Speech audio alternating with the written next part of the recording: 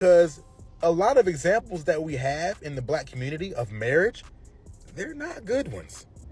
And in a lot of those examples of marriage that are not that great, the woman's getting the short end of the stick. A lot of my white counterparts, their parents are paying for the weddings. They pay for that whole wedding. Right? Their parents are paying for the weddings. Their parents are paying for their first car. Their parents are paying, like, They're sometimes giving down payments for their home. down payments for the house. Like, most people that are not married is because they're afraid of commitment. It's not that like that for me. It's just the whole time I wanted to be married, I had kids, so. Katt Williams has 10 kids, 7 of them adopted. He's worth millions of dollars, and he's never been married. When Shannon Sharpe asked him why, he said he's not afraid of commitment. He's too busy being a father to be a good husband. And he claims he filled the role of a wife before anyone else could. To try to fill my wife's place before she got there. Right. So I'm already got kids without a mother, but so now I got to be doing laundry. I'm washing dishes. I'm reading stories. I'm having to nurture. I'm having to do all of this, and I got to the point where I didn't need the wife. I'm doing it, and we're doing it, and I'm not replacing a woman in their lives. I'm letting them see that that's just the only thing that we don't have. But most black men in America can't make the same choice Katt made. But there's another angle in this whole discourse around black men staying single. A lot of black men claim they would love to get married, but all black women are toxic and too masculine. The black community is a matriarchy. It has been for a very long time, and that is why it is so dysfunctional and that it does not work. When you think about it, the black community is completely run by dominant masculine women. The biggest leaders are women. Everything in the black community is set up to uplift, elevate, and empower women. The Democrat Party, which is, that's the party for black people. That's where all the black people are. They're the ones that are telling you to vote for them, or else Republicans are going to put you back in slavery or something like that. That is run and dominated by black women. So the black community is matriarchy. It's the reason that it's not working, and it's the reason that they're losing. And what's crazy is that even some black women are saying the same thing. I think the reason why black men date outside of their race is because they want to be loved and catered to. And imagine coming from a household where they have a toxic mother, and then they date a black woman who's a toxic black woman who reminds them of their mother. I wouldn't want that. I'm dating outside of that. I want to be better than that. Does that make sense? And not to attack y'all, but you guys don't listen to understand. You listen to argue. You listen to pick. You guys are not open-minded all the time, and not all. Meanwhile, black women claim that black men are the toxic ones and can't stay faithful. What's your favorite thing about black men? Nothing. Black men suck. They're bad. They cheat. They don't care. I'm with the white boys. What's your favorite thing about black men? Nothing. Why is that? I don't like black men. Not very many meet my standard. What's your favorite thing about black men? Nothing. So now everybody is pointing fingers, but nobody's really listening. And even Shannon Sharpe brought it up and asked Katt Williams about staying away from toxic women. And Katt's response was brutally honest. He basically said, look, if you've got a toxic woman in your life, that's on you, because toxicity needs to be fed, and they can't eat what you don't feed them. Give me. I mean, because obviously, you like women. I do. And I probably like toxic ones more than anybody. That's because, I asked you this. hold on, because toxic women are exciting. And that's just a fact. Part of toxicity Go skydiving. is exciting. I'd rather skydive with her. But if you have toxic women, just understand that all monsters are feeding off of something. And if you find out what this toxic woman is feeding off of, you can just begin to turn off her feeding points. And it drives a toxic person crazy, and they'll get away from you.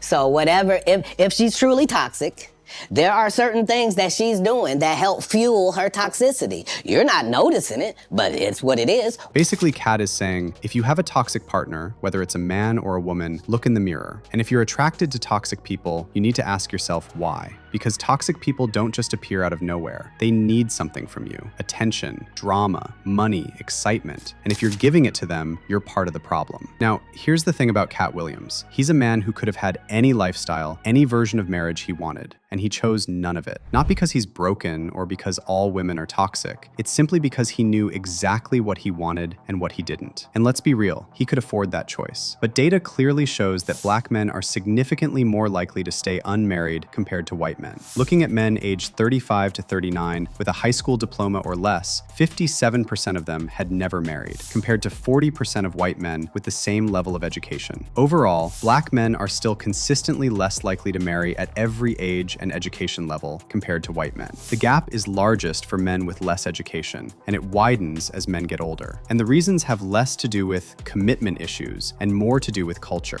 Listen to this young man talk about why black men face more financial pressures than their white counterparts. A lot of my white counterparts, their parents are paying for the weddings. They pay for that whole wedding. Right? Their parents are paying for the weddings. Their parents are paying for their first car. Their parents are paying, like, They're giving down payments for their home. Down payments for the house. They're setting them up. Yes. So even though it may be a struggle, because mind you, at the end of the day, they still struggle in marriage. Yeah.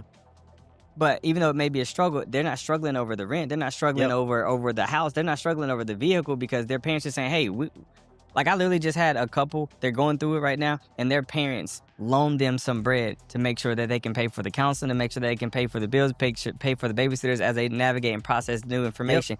It's there. Yep. So whenever you come from a poverty-stricken mindset, community, or even family, when you think about getting married, you think about you're going to carry the weight of this marriage. And then you start looking at the numbers and how much things cost. And that could stop anybody in their tracks. Hold on. Hold on, Slim. Right? And because then you're forced to make a decision. All right, but what if we just go ahead and pay the $75 to $150 to go down to the courthouse, get this done? But she doesn't see that. She don't want that. Exactly. She's like, nah, I want the big thing. I want the full shebang. And he realizes, well, I'm not in position to give you what you want because that right there is going to cost us a lot. But what if we just did this, delayed gratification? But it's the thought that, no, I'm not willing to settle on that causes a man to say, you know what? That's how you feel? That's so good. We'll rock with that. Katt Williams' story is the exception. Most black men aren't multimillionaire comedians. They're dealing with a very different reality, and the deck is stacked against them before they even get a chance to find a life partner. A Harvard study looked at marriage trends from 1960 to 2019 and found something important. In the 20th century, when you compared black and white men with similar economic circumstances, so same income, same job status, same education, black men actually married at higher rates than white men. So it's not like black men suddenly stopped wanting marriage. What makes marriage possible is an economic foundation, stable jobs, decent income, freedom from incarceration, and all those things became harder and harder for black men to access. And the research backs this up. A Cambridge University study found that economic factors and incarceration rates account for more than 3/4 of the racial marriage gap. So we're talking 75% or more. When you take men out of the workforce and put them in prison, you shrink the pool of men who can realistically support a family. And when that happens, marriage rates drop.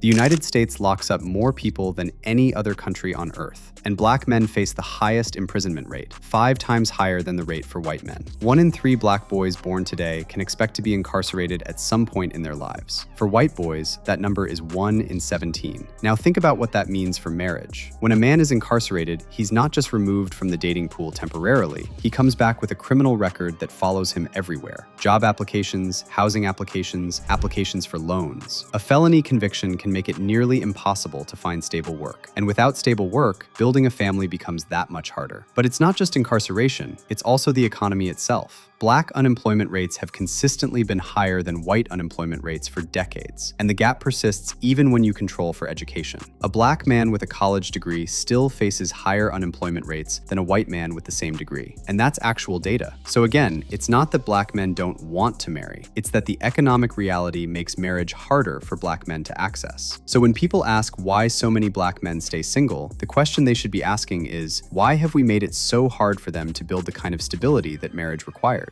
Katt talked about this too, and he said if white people want all this racism discourse to stop, they should start by paying reparations. It is now time for black people in America to get paid reparations for what they and their ancestors have been through in American history. Look at the white people. We just gave $300 billion with a B to the Ukraine. Not loaned it to them, gave it to them. We didn't even feel that in our pockets. Be able to pay black people and get this racism shit behind us. However, that's rare. The stats are clear. Black men are less likely to marry. The system makes it harder, the economy makes it harder, the justice system makes it harder. All of that is real. But let's end on a positive note here. There are black men who take marriage vows seriously. There are black fathers who show up every day even though they never had a father themselves. Those men exist. Because at the end of the day, the system isn't going to fix itself. Reparations might come or they might not. The economy might get better or it might get worse. But while you're waiting for the world to change, life is happening. And the only thing you actually control is what you choose to give your attention to. Now, I want to hear your thoughts on this. If the system is rigged, does that mean black men are off the hook for their own choices? Or do you still have to take responsibility, regardless of the obstacles? Is Katt right when he says you're feeding the toxicity if you keep choosing toxic partners? And what about black? Why do you think so many are choosing to stay single? Drop your comments below, and I'll catch you in the next one.